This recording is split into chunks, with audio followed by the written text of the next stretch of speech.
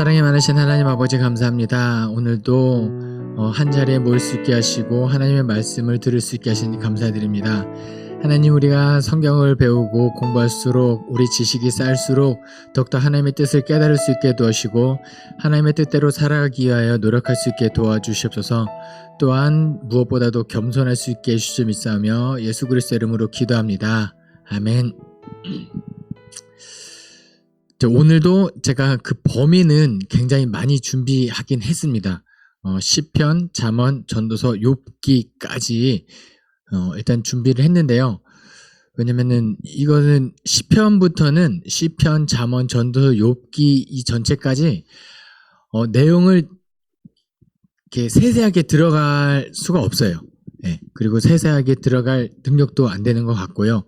뭔가 구약의 숲이라고 제가 명칭한 것처럼 이 전체적인 이제 틀거리 안에서 시편 150편이 어떤 맥락을 흐름을 이어가고 있는지, 시가 정말 한 편 한 편 한 편이거든요. 그런데 그 한 편 한 편 한 편을 어떻게 편집했는지 그렇게 큰 그림 말씀드릴 거고요. 잠언하고 전도서도 세세한 내용까지는 못 들어갈 거예요. 왜냐면은 백지장이 맞들면 낫다, 뭐 공든탑이 무너지랴, 둘 중에 뭐가 더 중요한 속담이죠? 두 개 다 그냥 그때 쓰임새에 따라서 다른데 어떤 격언들 모아놓은 거를 가지고 이게 뭐가 중요하다라고, 어떤 구절이 더 중요하다라고 말할 수는 없겠지만 또 이 격언을 모아놓고 편집자의 의도, 거기서 잠언과 전도서의 주제가 또 드러나거든요. 그리고 잠언과 전도서 두 가지가 다 이제 솔로몬의 권위를 두고 있어요. 문학의 요소를 띠고 있는데 뭔가 가르치고 훈계하고 교훈을 일러주는 거잖아요. 그런데 잠언과 전도서가 조금 성격이 다르다. 그리고 무엇이 다르고 그래서 주제는 무엇인지 마지막에 한 번 더 도출해 드릴 것이고, 그리고 이 내용을 가지고 욥기는 어떻게 무엇을 말하고 있는지까지가 오늘 강의의 제 목표입니다. 그러면 한번 강의를 시작해 보도록 하겠습니다. 먼저 시편입니다. 시편은 뭐가 시편이죠? 시편은 제목의 의미는 뭘까요? 시들을 이렇게 모아서 엮었다 해서 시편이거든요. 시편에는 총 몇 편의 시가 있을까요? 1번 100편, 2번 150편, 2번 150편까지 있습니다. 여기까지는 우리 그쵸? 그래서 우리 목사님, 저희 주일학교 다 나왔거든요. 그쵸? 이 정도까지는 150편까지는 알고 있을 거예요. 그럼 시편은 150편까지 있는데 총 몇 권의 책으로 이루어져 있을까요? 몇 권으로 구분될까요?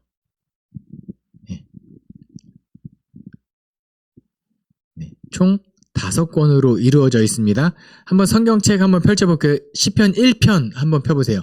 그럼 그 위에 1권이라고 적혀 있죠? 네. 이거 처음 보실 수 있어요. 그 다음에 시편 42편을 한번 보시겠습니다.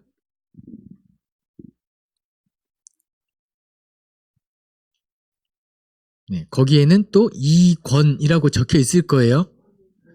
그 다음에 시편 73편에는 3권이라고 적혀 있을 거고, 시편 90편엔 4권, 그 다음에 마지막 40편, 그러니까 110 몇 편에 5권이라고 적혀 있을 텐데요. 145편인가? 105편, 106편, 105편, 106편.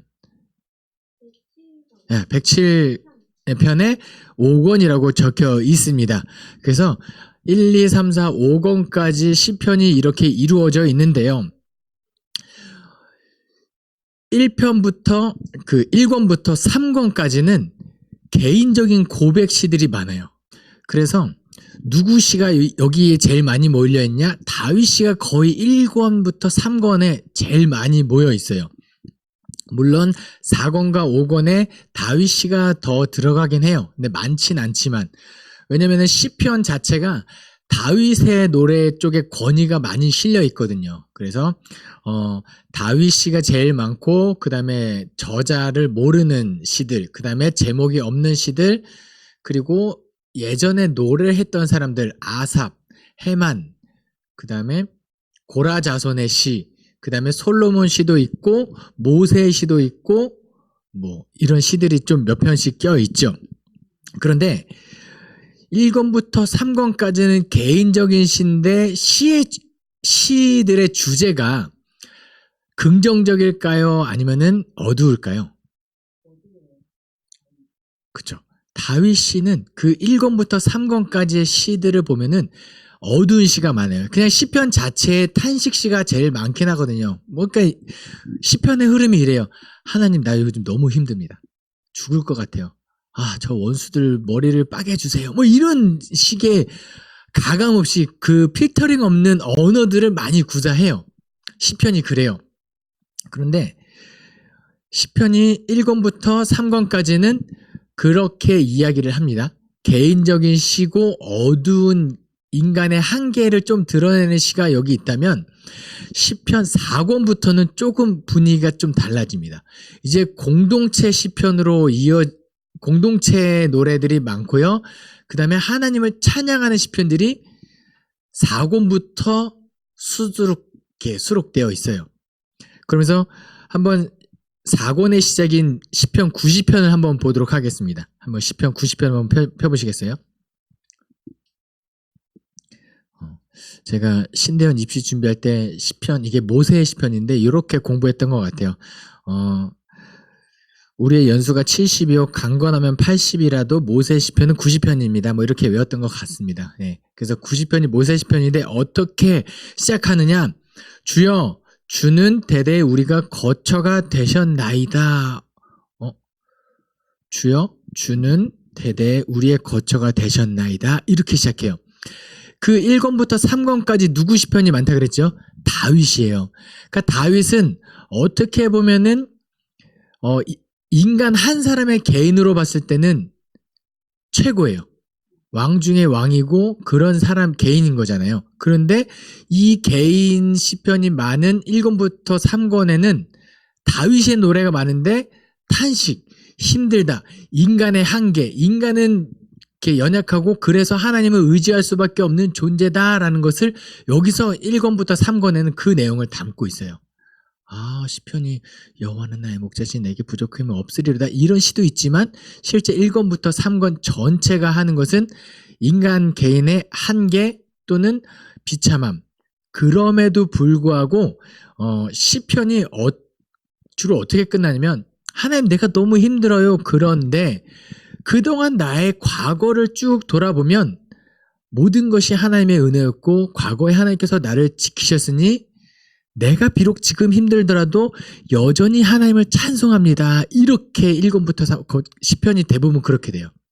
내가 힘들지만 과거에 나와 함께 하신 하나님이 지금도 나와 함께 하심으로 힘든 상황에서도 하나님을 찬양합니다. 이렇게 시편이 1권부터 3권 되고 4권부터는 주여 주는 대대 우리가 거처가 되셨나이다. 왜 이렇게 되냐면요. 우리가 역사서 공부를 쭉 하면은 나라가 멸망하고 포로기에 끌려온 다음에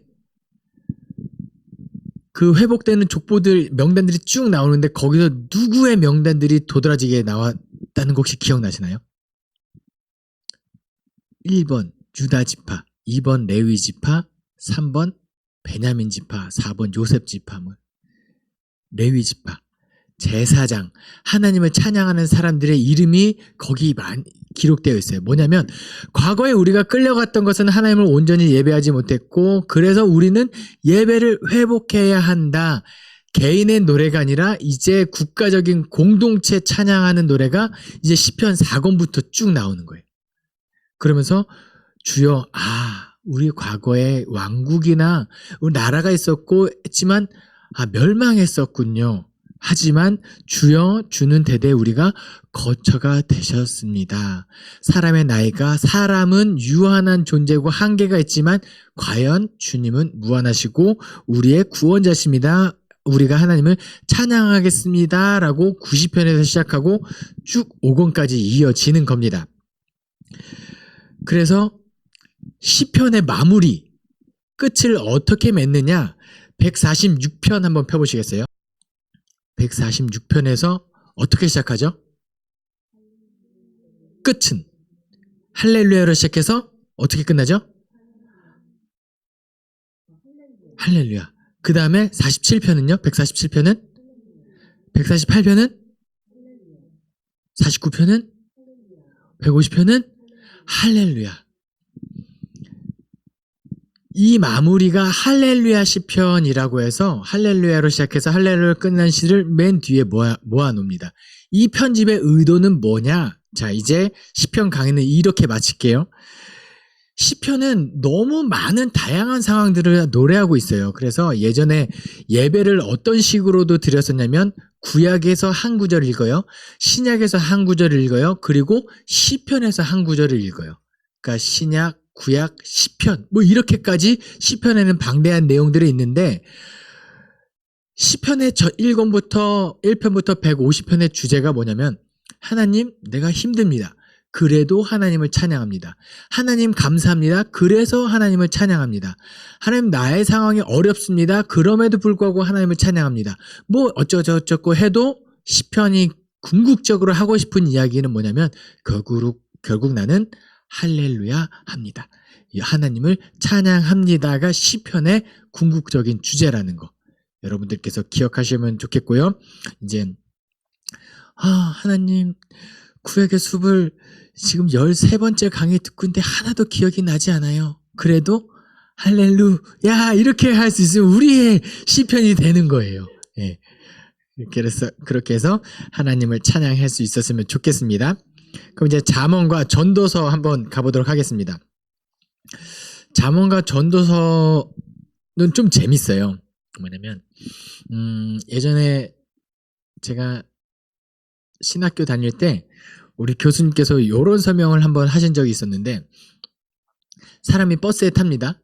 사람이 버스에 타면 꼬불꼬불 가고 막 버스가 흔들려도 멀미를 안 하는 두 부류의 사람이 있어요. 두 사람이 있다고 봐요. 한 사람은 누구게요? 네, 맞아요. 운전사는 멀미 안 해요.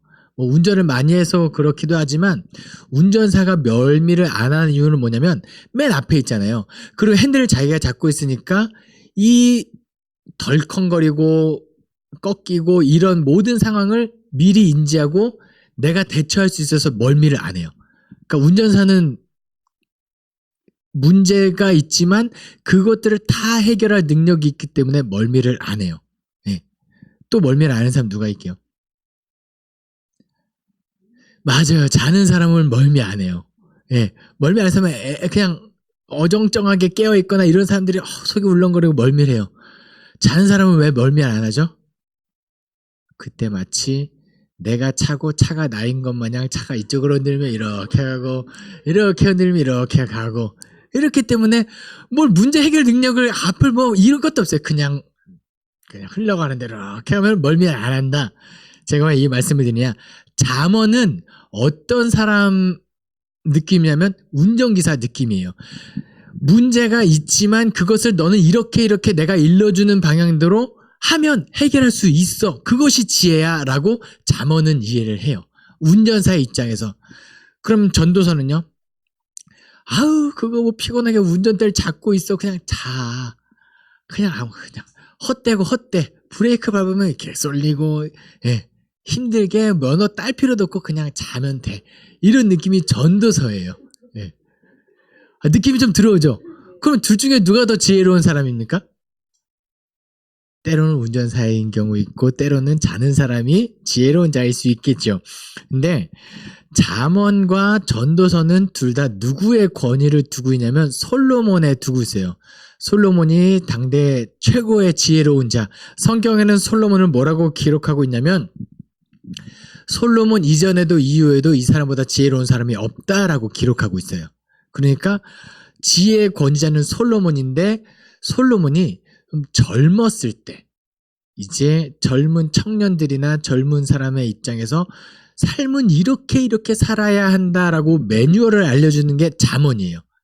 그러니까 너는 이 상황에는 이렇게 살아야 하고 저렇게 살아야 되고 중요한 점이 많다라고 이야기할 수 있겠죠.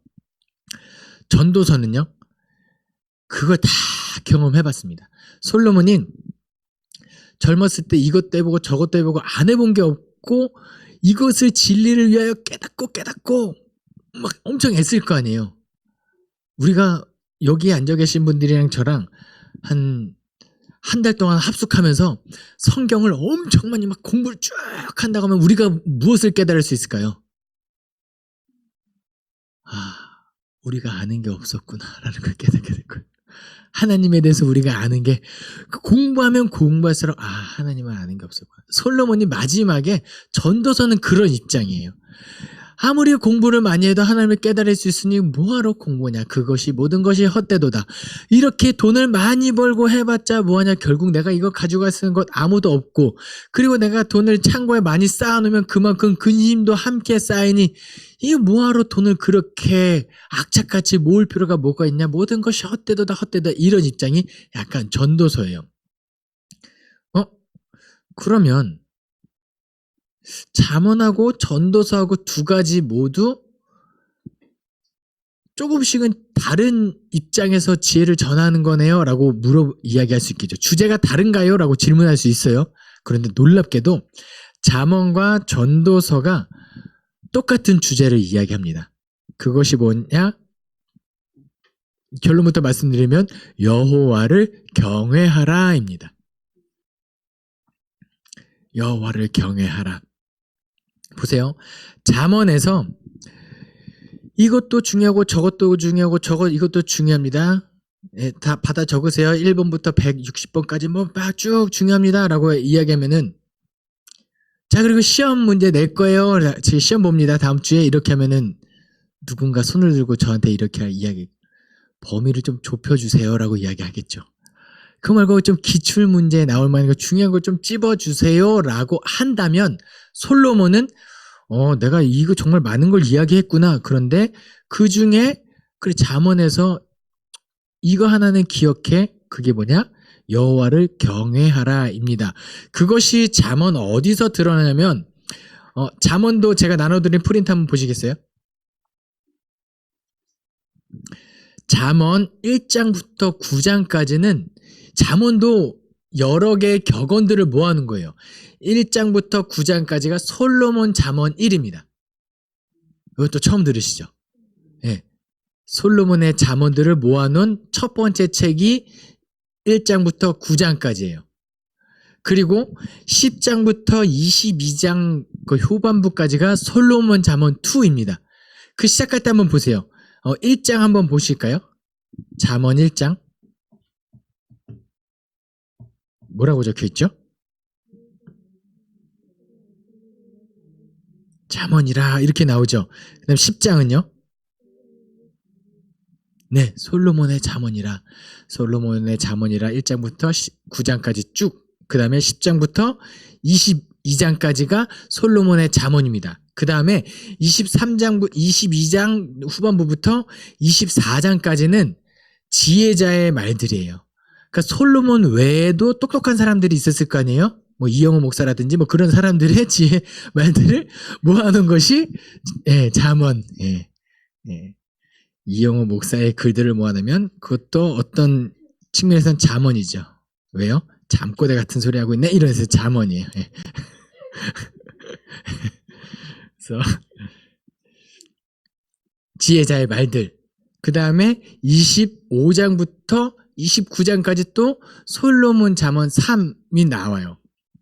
그 다음에 30장에서는 아굴의 잠언, 그 다음에 31장에서는 르무알 왕의 어머니의 잠언 이렇게 구분이 되거든요. 그런데 제가 나눠드렸을 때 솔로몬의 첫 번째 잠언과 9번째 잠언의 핵심인 구절이 나오죠. 뭐죠?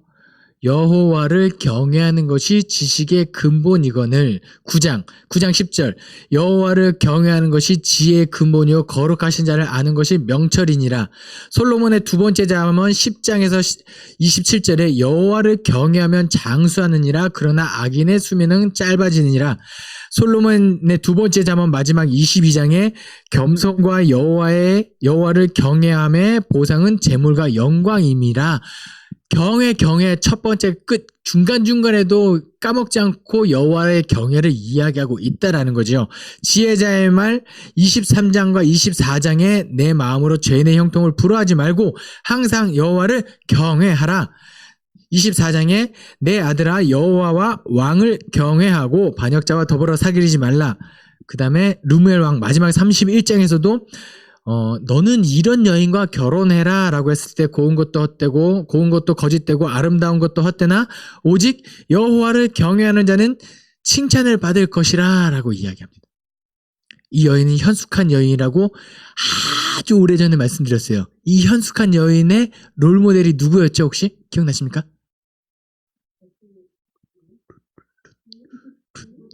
옛날에 아주 시즌 1 때 룻입니다. 룻. 예. 룻. 예. 그래서 구약 성경만 가지고 있는 히브리 성경에서 배열해서는 잠언 다음에 룻기가 나와요. 예. 예. 그래서 어쨌든 현숙한 여인을 만나라 이렇게 해서 잠언이 하고 싶은 이야기는 궁극적으로 뭐라고요? 여호와를 경외하라. 이것도 해야 되고 우리가 사실 가끔 이런 이야기를 해요. 성경에 기록되지 않은 우리가 판단을 할 때 하나님의 말씀대로 판단을 해야 합니다라고 하나님의 말씀을 기준으로 삼아 살아가십시오라고 권면하잖아요. 근데 때로는 이거 성경책에 기록되어 있지 않고 성경 말씀대로 판단하기 쉽지 않은데 그럴 때 기준이 내어주는 게 뭐냐? 바로 이 여호와를 경외함입니다. 네, 제가 강의 도중에 커피를 마셔도 될까요? 마시지 말아야 할까요? 성경에 어디를 봐도 커피를 먹어라 먹지 말라는 말이 나와 있잖아요. 하지만 내가 지금 이 커피를 마시는 행위가 여호와를 경외하는 입장에서 하면 안 될 것 같다. 그럼 하지 말아야 되는 거예요. 하나님께서 마셔 목마르잖아 이럴 것 같으면 저는 과감하게 마실 수 있죠. 하나님을 경외하는 입장에서 마셔도 되는 행동이기 때문에 잠언은 지금 그걸 이야기하고 있어요. 사실 율법도 그걸 이야기하고 있거든요. 율법은 이제 우리의 이스라엘 백성들의 판단 기준이 되겠죠. 시편에서도 그렇고 잠언도 그렇고 많은 가르침에 너는 율법을 항상 곁에 두고 좌로나 우로나 치우치지 말라. 모세가 유언했고 여호수아가 유언했던 그 내용이 율법을 지키고 좌로나 우로나 치우치지 말라. 그럼 율법이 우리에게 무엇을 말하는데요? 그것은 바로 여호와를 경외하라입니다. 그것을 솔로몬이 지금 여기서 잠언에서 강조하고 있는 거예요. 그러면은 전도서는요? 전도서로 넘어갈게요. 바로 전도서에서는 뭘 이야기하고 있을까요? 전도서의 주제는 크게 4가지로 이야기할 수 있는데요. 첫 번째는 새 것이 없다. 이영호 목사가 지금 구약의 숲이라고 이렇게 타이틀을 걸고 구약에 대해서 강의를 쭉 하고 있어요. 저보다 앞서 누군가 이런 내용으로 강의한 적이 있을까요? 없을까요? 구성은 좀 다를 수 있겠지만 저도 우리 선생님에게 배운 것을 제 나름대로 체득하고 중간중간에 잠꼬대 같은 소리 섞어가서 재밌게 하는 것 뿐이에요. 새 것이 없습니다. 선생님이 누군가 했어요. 그리고 많은 것들이 그냥 해 아래 새 것이 없다가 첫 번째 주제예요. 두 번째 전도서는 헛되다라고 이야기합니다. 헛되니 모든 것이 헛되도다. 전도서 1장 2절에 그렇게 이야기하죠. 헛되니 모든 것이 헛되다. 근데 한 번 더 나올 텐데. 전도서 1장 2절 한번 볼까요? 전도자가 이르되 헛되며 헛되니 그게 4번이나 얘기해요. 헛. 예. 모든 것이 헛되다. 예. 예. 그래서 먹으면 가장 이거 괜히 먹었다 후회하는 음식이 피자 헛. 예. 죄송합니다. 예. 예. 헛되다를 이야기해요. 그렇게 공부 많이 하면 뭐하냐. 어차피 까먹을 건데. 공부 돈 벌면 뭐하냐. 헛될 텐데. 죽으면 그만인데 헛될 텐데. 그리고 또 세 번째 전도서의 주제는 모른다예요. 내가 그렇게 공부도 많이 하고 애쓰고 진리를 깨닫기 위해서 노력했을 텐데 그럼에도 불구하고 해보니까 모른다라는 것이 주제입니다. 전도서의 주제예요. 그리고 마지막 주제는 그럼에도 불구하고 창조주를 기억해라입니다. 자, 전도서를 한번 구절을 몇 개 한번 살펴볼게요. 그럼에도 불구하고 전도서가 중간중간에 이거 공부 좀 할까요? 아니야, 공부하지 마. 이거 좀 어떻게 좀 준비할까요? 준비하지 마. 내 마음대로 되는 것도 없는데. 그러면서 이 맥락을 쭉 이어가면서도 중간중간에 이 노년의 솔로몬이 1장부터 12장의 중간중간에 팍팍팍팍 심어놓은 핵심 주제 3장 14절 말씀. 하나님께서 행하시는 모든 것은 영원히 있을 것이라. 그 위에 더할 수도 없고 그것에서 덜할 수도 없나니 하나님이 이같이 행하심은 사람들이 그의 앞에서 경외하게 하려 하심인 줄을 내가 알았도다. 야, 해보니까 새 것도 없고 뭐 계속해서 반복되는 것 같지만 그 안에서도 사람들로 하여금 이것만은 기억해. 그것이 뭐라고요? 그의 앞에서 여호와를 경외하게 하려 하십니다. 5장 7절 말씀입니다. 꿈이 많으면 헛된 일이 많아지고 말이 많아도 그러하니 오직 너는 하나님을 경외할지니라. 7장 18절입니다. 너는 이것도 잡으며 저것에서도 내 손을 놓지 아니하는 것이 좋으니 하나님을 경외하는 자는 이 모든 일에서 벗어날 것임이니라. 8장 12, 13절입니다. 죄인은 100번이나 악을 행하고도 장수하거니와 또한 내가 아노니 하나님을 경외하여 그를 경외하는 자들은 잘될 것이요 악인은 잘되지 못하며 장수하지 못하고 그 날이 그림자와 같으리니 이는 하나님을 경외하지 아니함이니라. 경외함. 이제 전도서의 끝 마지막에 노년의 솔로몬이 하고 싶었던 말은 이거예요. 일의 결국을 다 들었으니 하나님을 경외하고 그의 명령들을 지킬지어다. 이것이 모든 사람의 본분이니라. 율법을 공부했을 거예요. 솔로몬이 율법을 정통에 쓰고 알고 있었을 거예요.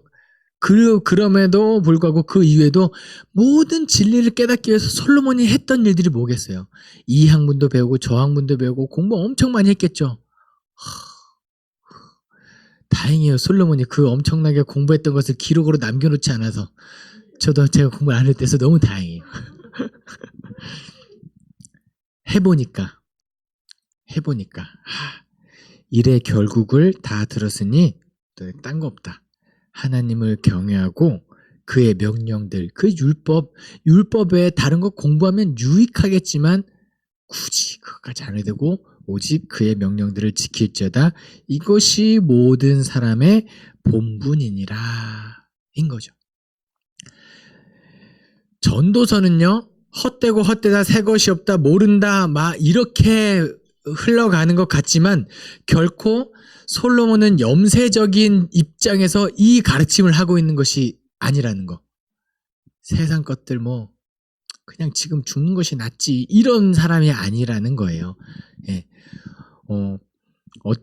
솔로몬이 어떨 때는 살아있는 개가 죽은 사자보다 낫다라고 이야기할 때가 있어요. 그렇죠? 아무리 백수의 왕이라고 해봤자 살아있는 개가 훨씬 낫죠. 그런데 또 어떨 때는 차라리 죽은 사자가 낫다라는 측면에서 이야기할 때가 있어요. 왜냐하면 인간의 인생은 살면은 행복한 순간도 있지만 너무 슬프고 너무 불행하고 차라리 이럴 거면 태어나지 않았으면 나을 뻔했는데 라고 고백했던 욥이 있고 또 예레미야도 그런 이야기예요. 인간의 인생은 이게 비참함에 대해서 이야기를 하고 있거든요. 그러니까 솔로몬이 이것이 헛돼 차라리 내가 그게 공부를 많이 안 하고 차라리 태어나지 않았다면 그냥 어쩌면 저 하나님 옆에서 늘 그냥 행복할 수 있는데 굳이 여기 태어나가지고 내가 인생 예전에 어떤 설교를 들을 때 조금 공감했던 내용이 있었어요. 예수님께서 요한복음 11장에서 누구를 살리시냐면 나사로를 살리셔요. 나사로야 나오라. 부활 딱 했잖아요. 근데 이 목사님이, 이건 성경 정통적인 해석은 아니에요. 그분의 그냥 생각인데 뭐라고 했냐면, 그 다시 살아난 나사로 입장에서는 얼마나 불행인가, 이런 이야기를 하는 거예요. 왜냐, 내가 나사로는요 왜 죽었는지 모르지만 그 병들어서 그 힘들게 막 고생하다 죽고 이제 겨우 안식에 들어갔는데 그 안식을 끄집어내가지고 살려가지고 또 죽기 직전에 또 골골대다가 나사로 얼마나 힘들었겠냐, 이런 이야기를 하세요. 전도서 측면에서는 이야기할 수 있는 거죠. 헛되고 모른다, 뭐 의미 없다 그지만 이것만큼은 기억해. 다 기억 못해도 돼. 이것만 기억해. 그게 뭐다? 여호와를 하나님을 경외하고 그의 명령들을 지킬지어다. 이것이 전도서의 가르침이에요. 그러면 뉘앙스는 좀 다르지만 잠언과 전도서가 동일한 주제를 솔로몬이 지혜자들이 이야기하고 있는 걸 아시겠죠? 그럼 이제 성경은 분명히 무엇을 가르치고 있냐면 창세기, 창출, 레민신, 율법서와 이런 많은 지혜의 글들이 뭘 이야기하고 있느냐? 여호와를 경외하라. 그러면 너희가 복을 얻을 것이다. 여호와를 경외하지 않으면 저주받을 것이다. 동의하십니까? 하나님을 경외하면 복을 받고 하나님을 경외하지 않으면 저주받는다. 이 도식은 이 머릿속에 그렇게 맞는 것 같고 실제로도 모든 세상의 이치는 그렇게 흘러가야 된다라는 거에 우리 동의를 하죠. 그럼 이제 이 강의를 듣고 계신 여러분들에게 묻겠습니다. 여러분의 삶의 모습을 지금 지켜보시면 복받는 것 같나요? 저주받는 것 같나요? 그럼 여러분은 지금 여호와를 경외하고 계십니까? 엄청요?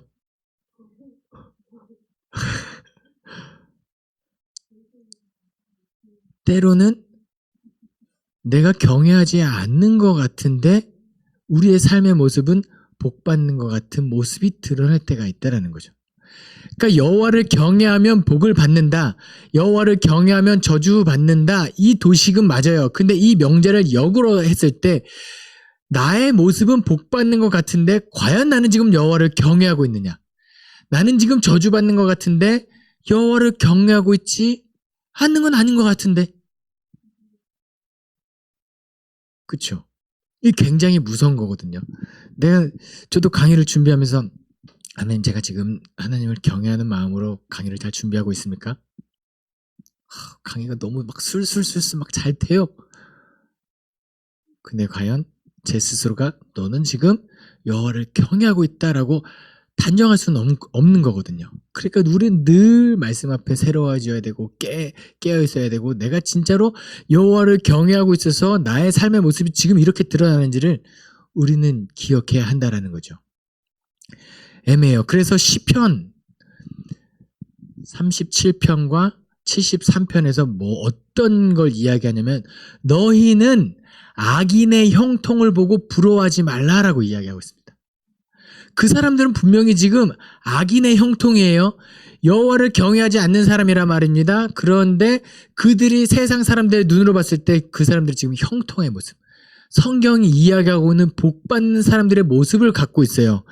그래서요, 전도서 8장 13절에 악인은 잘되지 못하며 장수하지 못하고 그날이 그림자와 같으리니 이렇게 이야기하고 있지만 실제로 악인이지만 떵떵거리고 엄청 오래 살고 있는 사람도 있다라는 거예요. 원래를 여호와를 경외하는 사람이 오래 살아야 하는데 장수하고 있는 사람 중에 여호와를 경외하고 있지 않는 사람도 있다는 거죠. 어떻게 판단해야 하죠? 야, 이거 어렵죠? 그쵸? 하나님을 경외하면 잘 돼야 될 텐데. 그렇지 못한 모습이 누군가 가끔 하나님을 경외하는데도 자꾸 이렇게 생활고에 찌들리고 이런 사람이 분명히 있다는 거죠. 어쩌면 하나님을 잘 믿으면 잘 믿을수록 더 못 사는 것 같기도 하는 이런 마음이 들기도 해요. 왜 나의 삶은 이렇게 공평하고 힘들지? 아, 피곤하지? 왜 더? 뭐 이럴 수 있단 말이죠. 분명히 핵심적인 명제는 하나님을 경외하면 복, 그렇지 않으면 하나님을 경외하지면 저주, 이건 맞죠. 그렇게 흘러가야 돼요. 근데 이 반대 명제가 성립되지 않는 그런 상황에 우리는 어떤 판단을 내려야 할까요? 이 정방향의 명제와 역방향의 명제를 두루두루 잘 섞어서 이야기를 적어낸 것이 뭐냐? 욥기입니다. 예. 그래서 욥기는요, 우리가 알고 있는 욥기의 내용은 어떤 내용들이 있죠?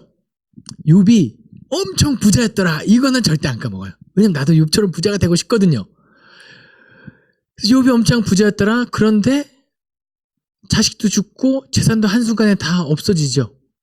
그리고 나중에 또 두 번째 시험에 있어서 몸까지 병들게 돼요. 그런데 여기까지가 1장부터 2장까지 내용이에요. 욥기는 41장까지 있거든요. 근데 우리는 욥기 1장부터 2장까지 내용은 잘 알고 있어요. 3장부터 무슨 내용이 나올까요? 잘 모르겠죠. 그리고 쭉 점프해가지고 욥기 41장에 다시 하나님이 회복시키셨더라.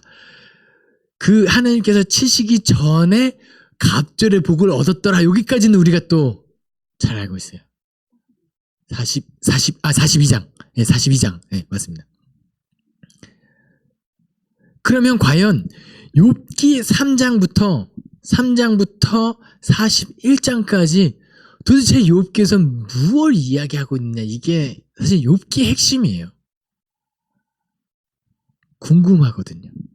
하나님을 경외하는 자는 복을 받아야 하고 경외하지 않는 사람은 저주받아야 되는데 어떻게 가끔은 경외하는 사람이 저주받는 모습을 낼 수 있겠느냐 하면서 욥기로 살짝 들어가 보도록 하겠습니다.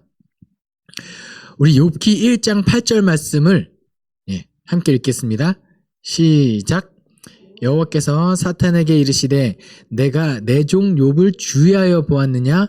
그와 같이 온전하고 정직하여 하나님을 경외하며 악에서 떠난 자는 세상에 없느니라. 욥이 어떤 사람이라고요? 경외, 온전하고 정직하고 하나님을 경외하며 악에서 떠난 자더라 하면서 하나님이 세상을 쭉 돌아다니고 온 사탄에게 나의 종, 내 욥을 보았느냐? 자랑하고 계신 거예요. 야, 욥 봤냐? 너는 욥과 같은 사람 없지? 이런 느낌이에요. 저는 이 구절에서 하나님한테 이런 칭찬 한번 받고 싶은 마음이 있었어요. 하나님이 사탄이 죽더라고 잠실제 이렇게 지나갔는데 사탄이 앞에서 거기 잠실 지나갔다며?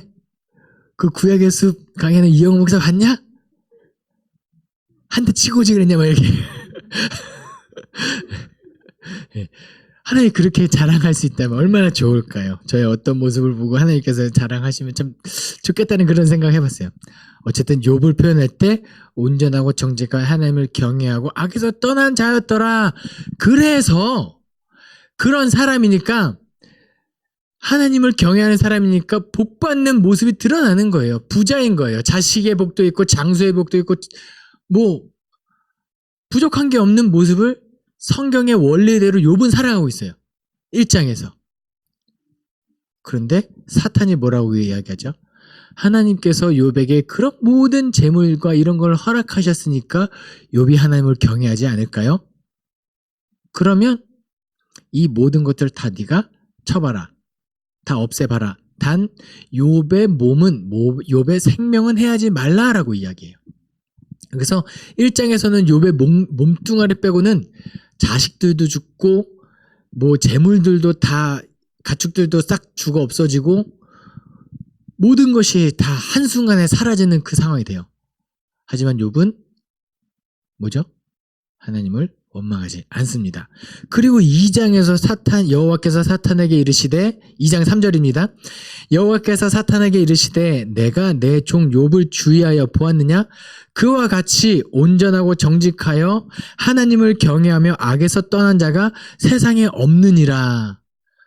이 구절이 대단한 거예요. 하나님께서 1장에서 했던 그 평가, 온전, 정직, 하나님을 경외하며 악에서 떠난 자가 없다. 이런 상황 속에서도 변함없는 욥의 모습을 하나님은 이야기하고 계신 거거든요. 그런데 내가 나를 충동하여 까닭 없이 그를 치게 하였어도 그가 여전히 자기의 온전함을 굳게 지켰느니라. 그러자 사탄이 사지가 멀쩡하니까 그렇죠. 몸이 튼튼한데 뭐가 문제겠어요? 뭐 다시 일으킨다고 생각할 수도 있죠. 뭐 이런 식으로. 그러면 네가 욥의 몸에도 이제 손을 대봐라 해서 머리부터 발끝까지 종기가 나고 가려워서 긁습니다. 너무 긁다가 그 가려움이 피가 나도 해소되지 않으니까 나중에 기왓장으로 몸을 긁었더라라고 성경은 기록하고 있어요. 그 모습을 본 욥의 아내가 뭐라 그러죠? 하나님을 저주하고 나가 죽어라 라고 해요. 그리고 아내는 떠나죠. 떠났는지 안 떠났는지 기억이 나요. 그럼에도 불구하고 내가 어떻게 하나님을 저주할 수 있겠느냐라고 이야기를 합니다. 자, 1장부터 2장까지의 내용에서 우리 한번 살펴볼게요. 욥은 분명히 하나님을 경외한 사람이었기 때문에 복받는 모습이었어요. 사람의 입장에서. 그런데 이 사람의 시점 말고 그 우리의 시점을 전지적 작가 시점 말고 이 욥의 1인칭 주인공 시점으로 볼게요. 이게 무슨 일인지 도저히 감이 안 오는 상황인 거예요. 왜 이렇게 됐지? 나는 하나님을 경외하는 사람이라 이렇게 복을 받는 당연히 그 성경의 원리대로 잘 살고 있었는데 뭐야 이게 갑자기 나는 변함이 없는데 하나님과 사탄의 이런 이야기로 인해서 욥은 지금 순식간에 하나님을 경외하지만 세상 사람들이 봤을 때 누가 봐도 저주받는 모습을 지금 하고 있다는 거예요. 그때 누가 등장하느냐? 욥의 세 친구가 등장하죠. 대만 사람 엘리바스, 수아 사람 빌닷, 나아마 사람 소발이 옵니다. 이 세 사람은 친구일까요? 아니면은 약 올리러 온 사람일까요? 네, 친구입니다. 2장 11절부터 13절까지인데요. 제가 읽어드릴게요. 그때 욥의 친구 세 사람이 이 모든 재앙이 그에게 내렸다함을 듣고 각각 자기 지역에서부터 이르렀으니 곧 대만 사람 엘리바스와 수아 사람 빌닷과 나아마 사람 소발이라. 그들이 욥을 위문하고 위로하려 하여 서로 약속하고 오더니 눈을 들어 멀리 보매 그가 욥인 줄 알기 어렵게 되었으므로 그들이 일제히 소리질러 울며 각각 자기의 겉옷을 찢고 하늘을 향하여 티끌을 날려 자기 머리에 뿌리고 밤낮 7일 동안 그와 함께 땅에 앉았으나 욥의 고통이 심함을 보므로 그에게 한마디도 말한 자가 없었더라. 이 정도면 진짜 세상 좋은 친구들 아닙니까?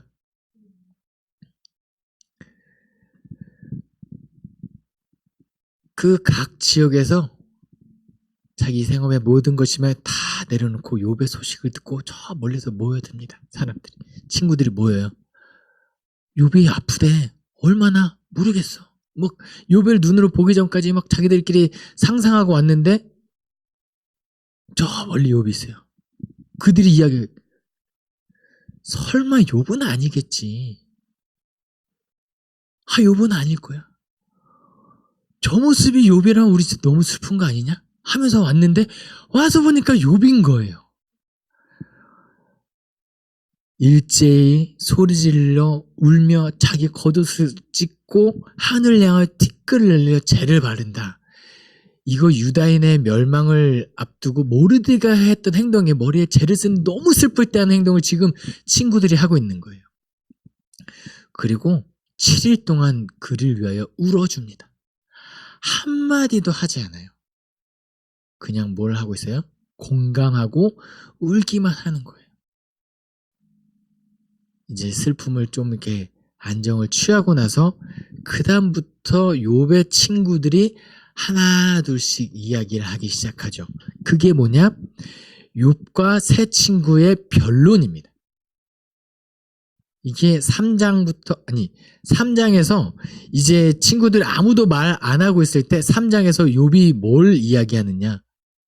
내가 만일 태어나지 않았더라면 3장에 그렇게 뭐뭐하였더라면 내가 태어나는 날에 뭐가 있었더라면 만약에 그래서 내가 태어나지 않았더라면 하면서 생일을 저주하고 있는 욥의 내용이 나와요.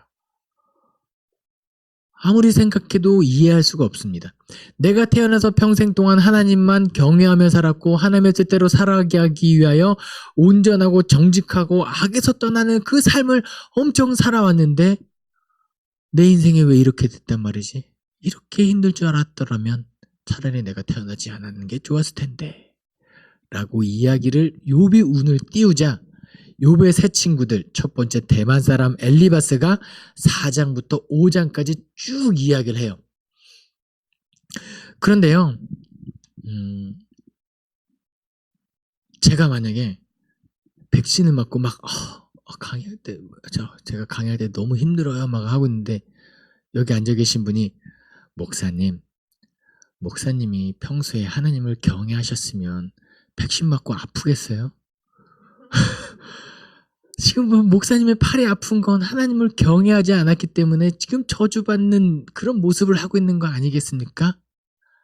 라고 이야기한다면 제 마음에 얼마나 상심이 크겠어요. 그런데요, 이 욥기는요, 이 지혜 문학의 정수예요. 그러니까 이것이 욥의 상황이 아니라고 생각하고 읽으시잖아요.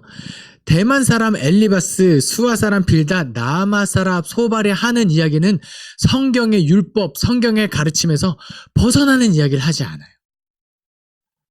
우리가 욥이 지금 고통받는 상황에서도 저 이야기를 듣고 있으면 저 때려 죽일 놈 이런 마음이 감정이 들 수 있지만 실제로는 성경의 가르침대로 욥에게 이야기하고 있는 거예요. 욥아, 7일 동안 애곡했던 사람이 하는 이야기예요. 그러니까 지금 함부로 욥의 상황을 판단하고 이야기하는 것이 아니라는 거죠. 욥아, 잘 생각해봐. 너 잘 나갔잖아. 하나님을 그렇게 경외해서 복받는 너의 모습이 지금 이 지경이 된 거는 한번 잘 생각해봐. 떠올려보면 하나님의 진노를 산 게 있지 않겠냐? 그러지 않고서야 너가 어떻게 지금 이 지경이 될 수 있단 말이냐? 라고 이야기했을 때 욥이 6장과 7장에 그렇지 않다라고 변론하는 거예요. 그런데 이 변론을 얼마나 하느냐? 자그마치 4장부터 27장까지 합니다. 욥기의 대부분인 거죠. 네. 근데 더 웃기다? 치열한 논쟁이겠죠. 대만 사람 엘리바스가 첫 번째 질문해요. 욥이 변론합니다. 두 번째 수아 사람 빌닷이 질문해요. 욥이 변론합니다. 소발이 또 질문해요. 욥이 변론해요. 이 정도면 끝났을 것 같죠? 여기까지가 욥기 14장입니다. 두 번째 2차 변론. 15장에 또 엘리바스가 질문합니다. 16장, 17장에 욥이 대답을 해요. 18장에 수아 사람 빌닷이 질문합니다. 19장에 욥이 또 변론해요. 그 다음에 20장에 또 소발이 질문하죠. 21장에 변론합니다. 이제 그만해! 라고 했을 때 22장에 대만 사람 엘리바스가 질문합니다. 욥이 23, 24장에 또 대답을 해요. 변론해요. 그 다음에 25장에 수아 사람 빌닷이 질문합니다. 26장, 27장에 욥이 또 변론해요. 소발이 또 질문을 할 차례에 그만해! 라고 하면서 28장, 29, 30, 31장에 욥이 쭉 이야기를 해요. 그러니까 이 여호와를 경외하는 사람이 복을 받아야 하고 그렇지 않으면 저주받아야 되는데 왜 지금 너의 모습이 저주받는 사람의 모습을 하고 있느냐? 너는 여호와를 경외하고 있지 않는 것이 아니냐? 생각해봐라. 이거를 굉장히 길게. 왜냐? 이것이 성경이 말하고 있는 율법의 핵심이고 그것이기 때문에 이것에 비추어서 욥을 어떻게 하면 회개시키고 어떻게 하면 다시 한번 회복시킬지 나름대로 끊임없이 노력하고 있는 거예요. 그러면서 우리에게 가르치고 있는 거죠. 이것이 하나님의 뜻인데. 이것이 하나님의 뜻인데. 그러니까 욥기 4장부터 27장까지 내용을 한번 읽어보시면 저는 이렇게 애절하게 했지만 내용만 읽어보면 왜 했던 얘기 또 하고 있네. 했던 얘기 또 하고 있네. 이거 앞에서 했던 내용 같은데 왜 헷갈리네. 뭐 이렇게 될 수도 있는 내용인데 그런 심정으로 여러분이 읽으시면 될 것 같아요. 친구들이 정죄하느냐? 그렇지 않다는 거예요. 여기서 하나 우리가 교회에서 신앙생활할 때 한 가지 배워야 할 점이 있어요. 뭐냐면 신앙생활을 오래 했거나 아니면 정말 성경을 열심히 공부해서 진리를 깨닫거나 하다 보면 이 사람에 대해서 판단할 수가 있어요. 너 왜 그렇게 해? 교회에서 왜 이렇게 좀 참고 살지 왜 그렇게 해? 그거 아니야. 나도 신앙생활 해봤는데 그렇게 하면 안 돼. 제가 뭐 전도사님들한테 전도사님 설교할 때 그러면 안 돼요. 왜 그런 말씀 하셨어요? 뭐 이렇게 얘기했는데 알고 봤더니 그 사람이 깨닫고 있는 게 진짜 하나님의 뜻일 수 있는 거잖아요. 비판하지 말라, 판단하지 말라. 예수님께서 가르치죠. 비판하지 말라. 헤아리는 헤아림으로 너가 헤아림을 얻을 것이다. 막 이런 이야기를 하죠. 근데 욥의 친구들은 이 비판하고 판단하는 것 같은 이 구절을 하기에 앞서서 뭘 먼저 했다는 거죠? 7일 동안 그 사람을 공감해주고 애국한 다음에 조언 하나 겨우 하는 거예요. 신앙생활뿐만 아니라 삶을 살아가다 보면은 라떼는 말이야. 이게 어쩌면 인간의 본성일 수 있어요. 그런데 그거를 하려면 그 한마디를 하려면 뭐부터 해라? 충분히 공감하고 그 사람을 위해서 이해하려 노력한 다음에 한마디 해라. 그래서 추석 명절에 질문 차림표라고 인터넷에 떠돌아다녔어요. 질문 차림표 뭐냐면요. 집에 가면은 뭐 큰아버지가 물어요. 요즘에 취직 준비 잘하고 있냐? 이 질문을 하려면 10,000원을 내고 하라는 거예요. 형식적으로 하지 말고 내가 정말 이 사람의 근황이 궁금하고 너 결혼했냐? 결혼할 사람은 있냐? 이 질문하고 싶으면 50,000원 내고 질문하라는 거예요. 그냥 너 왜 그냥 아직도 이러고 사냐라고 하지 말고 내가 이 사람을 정말로 걱정하고 근황이 궁금하면은 이 돈을 지불하거라서라도 묻고 싶은 마음이 들면 그것을 준비한 다음에 질문해라. 먼저 비판하지 말고 그 사람이 어떤 삶을 살고 있는지 충분히 헤아린 다음에 질문하고 공감하고 판단해라. 이건 거죠. 이 모든 과정이 27장까지 쭉 이야기합니다. 아직도 결론이 멀었죠. 27장까지 이야기한 다음에 28장 한번 펴보시겠어요? 욥기 28장. 그리고 눈을 한번 싹 스캔을 해보세요. 이거 잠언 전도서 어딘가에 있을 것 같은 문체죠. 지혜가 어떻고 지혜는 이런 것이더라.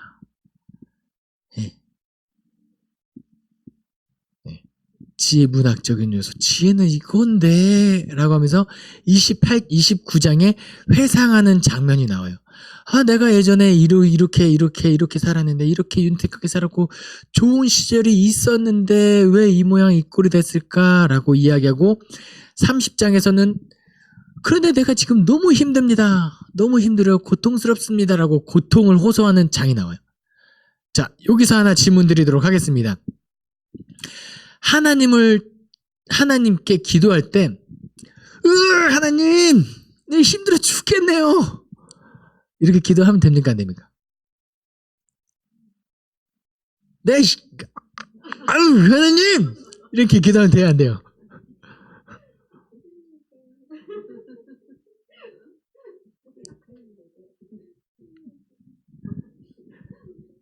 돼요. 토로하는 기도는 우리가 하나님께 기도할 때 정말 감사할 수 있는 건 뭐냐면 내 마음을 숨김없이 그대로 이야기할 수 있는 것. 이것을 토로하는 기도라고 이야기하고 사도 바울은 나중에 로마서에서 오호라 나는 공고합니다. 공고하기 때문에 있는 그대로 하나님께 부르짖을 수 있는 것을 토로라고 이야기해요. 내 언행의 문제가 좀 있을 수도 있겠죠. 하지만 하나님께 내 속마음을 그대로 이야기하는 토로기도 할 수 있어요. 그런데 뭘 주의해야 하느냐? 그 기도하는 가운데 하나님에 대한 원망이 섞이는 것은 우리가 주의해야 돼요. 그래서 이 고통장, 하나님 힘들어 죽겠습니다. 이 썩을 뭐 이렇게, 힘들어 죽겠네요. 이렇게 할 수 있어요. 솔직하게. 나중에 해보세요. 하나님 앞에 너무 점잖 떨지 않아도 돼요. 내가 만약에 하나님께 기도할 때 욕을 안 한다. 그러면 평소의 삶에서 욕이 어색하기 때문에 그렇게 기도를 안 할 뿐이에요. 예. 제가 욕을 할까 안 할까요? 그렇죠. 제가 하는 욕이란 건 살린 욕이랑 목욕밖에 없거든요. 그런데 고등학교 친구들 만나면 가끔, 아주 가끔 미쳤냐? 이 정도 가끔 합니다. 미쳤냐? 이 정도. 네. 하지만 우리 사이에는 하나님께 그렇게 언행에 대해서 솔직하게 회상하고 고통을 호소할 수 있어요. 욥기는 그 기도를 하고 있는 거예요. 그 다음에 30장에서는 결백장을 이야기해요. 여기서 조금은 언행이 거칠어지죠. 내가 언제 길을 가면서 그 여인의 다리를 보고 음란함을 품었습니까? 난 한 번도 그런 적이 없는데 조금 언행이 도를 넘는 것 같아요. 그런데 우리가 이 어투에 속으면 안 되는 게 뭐냐면 여전히 욥은 어떤 사람이냐면 온전하고 정직하고 하나님을 경외하며 악에서 떠난 사람이라는 거예요. 내가 비록 고통스러워서 나의 언행이 좀 달라지고 하나님께 형통할 때 하지 않았던 기도를 할 수는 있어요. 하지만 기억해야 될 건 뭐라고? 욥은 여전히 변함없이 하나님을 믿는 사람이라는 거. 그런 마음으로 하나님께 가감없이 기도를 하지요.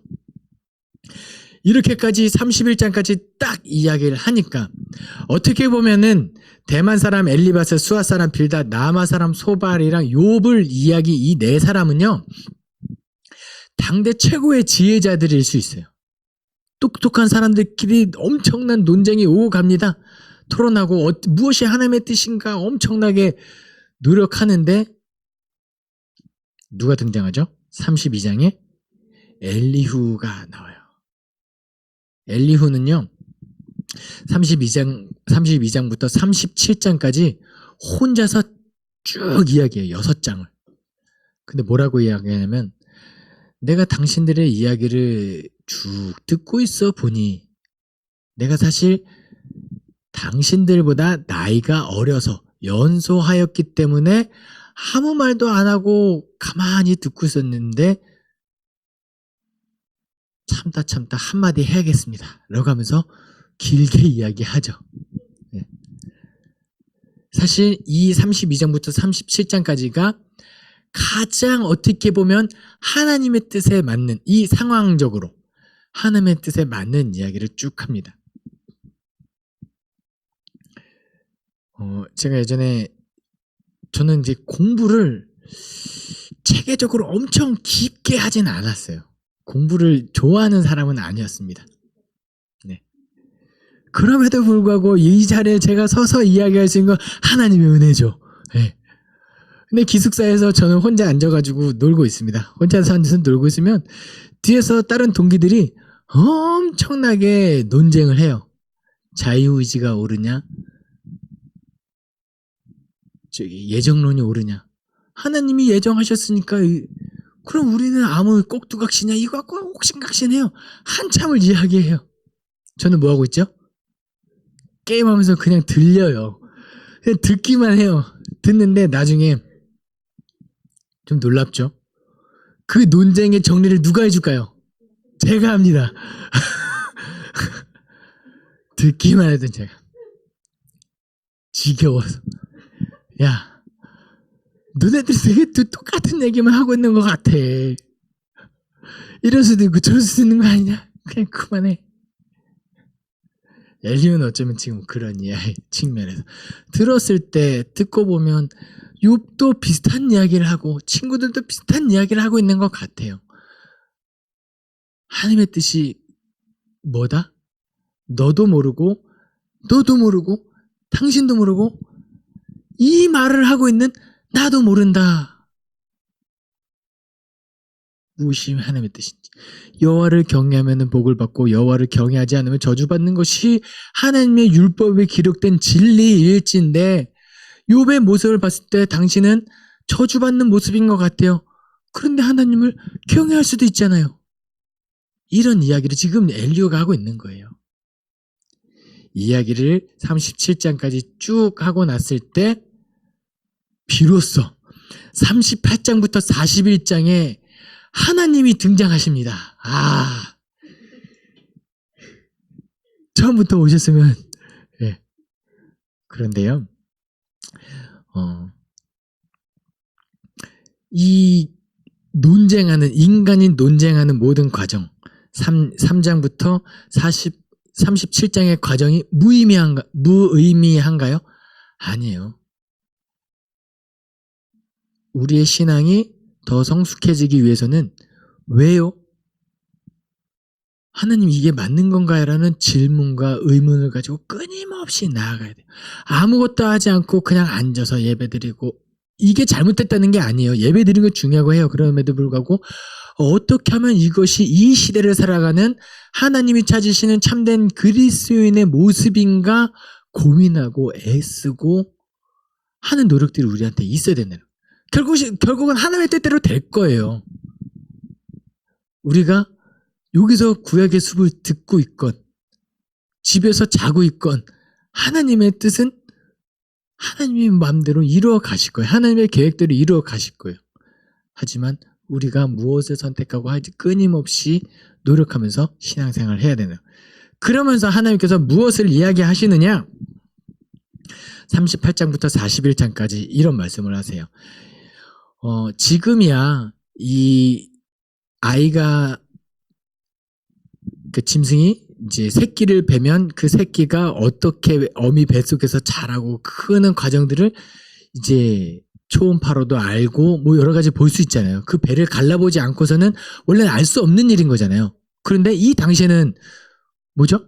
배를 가르면 죽으니까 알 수 있는 게 없죠. 그러면서 하나님께서 뭘 이야기하시냐면요.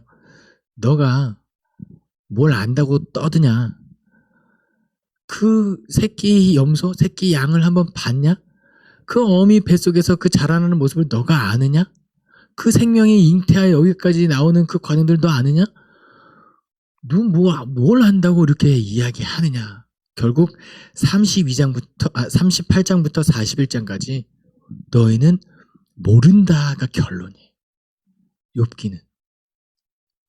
하나님의 뜻은 저 위로 거슬러 올라가면 왜 하나님이 그 욥을 하필이면 자랑을 해가지고 어떻게 보면 욥이 지금 고난받고 있는 건 하나님 때문 아닙니까? 고개 끄덕이셔요. 그럼 욥이 하나님 때문에 내가 이렇게 된 거 아닙니까? 라고 하나님한테 원망할 수 있어요? 또 그건 아니라는 거예요. 하필이면 사탄이 왜 돌아다녀가지고 그 원인을 그게 아니라는 거죠. 모른다는 거예요. 욥은 지금 하나님을 만나기 전까지 왜 내가 상황이 이렇게 된지 철저하게 모르는 상황이에요. 그리고 실제로도 모르고 38장에 하나님이 나타나지 않으면 끝까지 몰랐을 거예요. 욥기는 그걸 지금 이야기하고 있는 거거든요. 41장에 결론을 냈죠. 하나님께서 너희는 모른다라는 결론을 했을 때 마지막에 욥이 회개를 하면서 하나님께 내가 어떻게 보면은 회개를 안 해도 되죠. 네. 왜냐면 욥은 계속해서 온전하였고 정직하였고 하나님을 경외하며 악에서 떠난 자였기 때문에 그럼에도 불구하고 내가 하나님을 못 믿어했구나. 이런 회개를 했을 수 있겠죠. 왜냐면은 내가 결백하다고 뭐 잘났다고 떠드는지 진짜 결백한 게 없을 수도 있는데 왜 떠들었으며 왜 과거를 회상했을 때 잘 나갔는데 이게 아니라 그때 하나님께서 나를 도우셨는데 지금도 나를 돕지 않겠느냐라고 왜 하나님을 믿지 못했을까라는 마음이 들었을 수 있을 것 같아요. 그래서 욥이 마지막에 뭐라고 이야기하냐? 42장 5절입니다. 내가 주께 대하여 귀로 듣기만 하였사오나 이제는 눈으로 주를 배움나이다. 이건 뭐냐면요. 내가 과거에는 듣기만 하는 존재였어요. 그러니까 눈에 보이는 하나님을 모르는 거죠. 귀로만 들리는 그 하나님에 대해서 아주 일부분만 알고 있었는데 이제 하나님의 음성을 듣고 나서 조금 눈이 요만큼 알다가 요만큼 더 알게 된 거예요. 뭐죠? 여전히 모르는 거예요. 예. 하나님 이제 그럼에도 불구하고 요만큼에서 요만큼 더 알았지만 이 깨달음은 또 어쩌면 욥에게 있어서 엄청난 진리가 우리를 자유케 하리라 그만큼의 나는 몰랐구나. 그러면서 하나님께 회개하고 하나님께 뭐 했을 때 다시 한번 모든 것을 하나님께서 회복시켜 주시는 걸로 해피엔딩으로 욥기는 끝나죠. 그래서 욥이 우리에게 가르치고 싶은 내용은 뭐다? 우리는 모른다 라는 겁니다. 구약의 숲, 시편, 잠언, 전도서, 욥기까지 이렇게 한숨에 달려왔죠. 굉장히 방대한 분량을 이렇게 말씀드렸습니다. 근데 아마 이 강의는요, 한 번만 들으시고 이런 느낌이었다 요거 기억하시고 나중에 시간 되시면 이제 시편도 한 편 그냥 1편부터 150편까지 내가 강의를 들었으니까 한 번에 다 읽어서 이 느낌을 찾아야지 안 느껴질 거예요. 예. 개인적인 시편의 느낌이 개인적인가? 저기 뒤에도 개인적인 시가 있는 거예요. 예. 한 편 묵상하시면 될 것 같습니다. 그리고 잠언과 전도서도 여호와를 경외하는 것을 이야기하고 있구나. 그래서 이때는 이런 삶을 살아야 되고 저 때는 저런 삶을 살아야 되고 내가 노년이 되었을 때 점점 내 마음이 강팍해지거나 약해지지 않고 노인의 마음으로 너그러운 마음으로 여호와를 경외해야 되는구나. 이렇게 살아야 이 뉘앙스만 가지고 가시면 될 것 같아요. 그리고 때로는 나의 삶이 내가 하나님의 뜻대로 사는 것 같은데 왜 내 모양은 이 모양 이 꼴일까 할 때 욥기를 기억하시면 된다는 거. 이렇게 해서 욥기, 시편, 잠언, 전도서까지 오늘 생각보다 짧게 끝이 났습니다. 그럼 기도하고 마치도록 하겠습니다. 사랑이 많으신 하나님 아버지 감사합니다. 오늘 욥기, 시편, 잠언, 전도서 지혜의 글들, 시들을 우리가 배울 수 있게 하심에 감사드립니다. 하나님 우리가 그동안 알지 못했던 하나님의 뜻을 조금이나마 또 깨닫게 하시니 감사드립니다. 우리를 진리 가운데 자유케 하시고 하나님의 뜻대로 살아가게 하여 또 애쓰고 노력하는 그리스도인 되게 도와주시옵소서. 각자 삶의 자리에서 예배를 준비할 수 있게 도와주시고 안식하며 편안하게 도와주시옵소서. 감사드리며 예수 그리스도 이름으로 기도합니다. 아멘.